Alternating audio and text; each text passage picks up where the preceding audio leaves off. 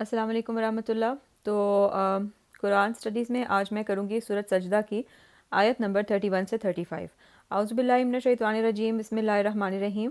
آیت نمبر 31 ہے، نحن اولیاؤکم فی الحیات الدنیا وفی الآخرۃ ولکم فیہا ما تشتہی انفسکم ولکم فیہا ما تدعون۔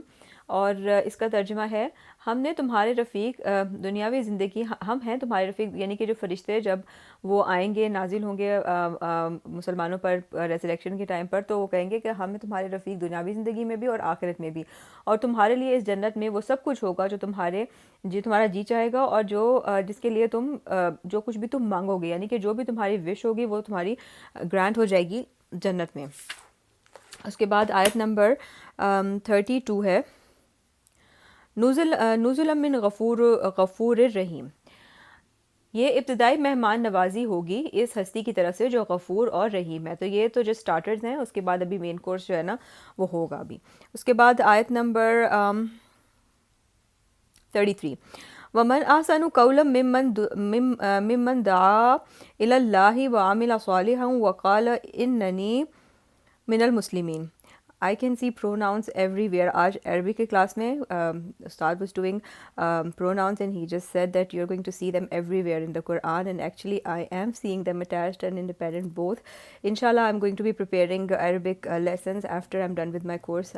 That's the plan. Allah Ta'ala may He put barakah in it. So ayah number 33 is، اور اس شخص سے بہتر بات اور کس کی ہوگی جو بلائے اللہ کی طرف اور وہ نیک عمل کرے اور کہے کہ میں مسلمانوں میں سے ہوں۔ یعنی کہ سب سے بہترین بات وہ شخص کی ہے کہ جو امر بالمعروف، مطلب کہ جو اللہ تعالیٰ کی طرف بلائے اور نیکی کی طرف جو ہے وہ لوگوں کی رہنمائی کرے، کیونکہ اگر نیکی کی طرف رہنمائی کرنا بھی بہت ثواب کی بات ہے۔ کوئی ایسی پوسٹ شیئر کرنا کہ جس سے کہ کسی کو کوئی نیکی کی طرف نیکی کرنے کی یا کوئی دعا پتہ چل جائے کچھ اس طرح سے، وہ بھی ایک بہت ہی اچھی ہے۔ اللہ تعالیٰ کی طرف بلانا یہ بہت ہی نیک کاموں میں سے ایک بہت بہترین کام ہے۔ اس کے بعد اگلی آیت نمبر 34، وَلَا تَسْتَوِي الْحَسَنَةُ وَلَا السَّيِّئَةُ ادفع بالتي هي احسن فاذا الذي بينك وبينه عداوة كأنه ولي حميم۔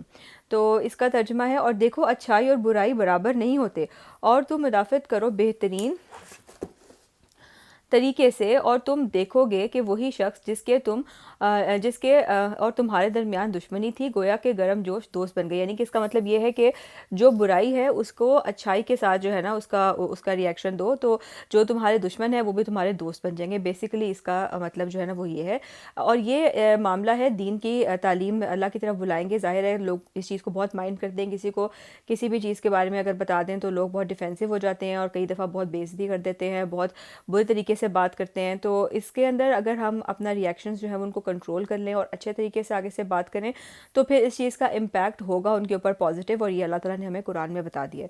اس کے بعد اگلی آیت ہے آیت نمبر 35، وَمَا يُلَقَّاهَا إِلَّا الَّذِينَ صَبَرُوا وَمَا يُلَقَّاهَا إِلَّا ذُو حَظٍّ عَظِيمٍ۔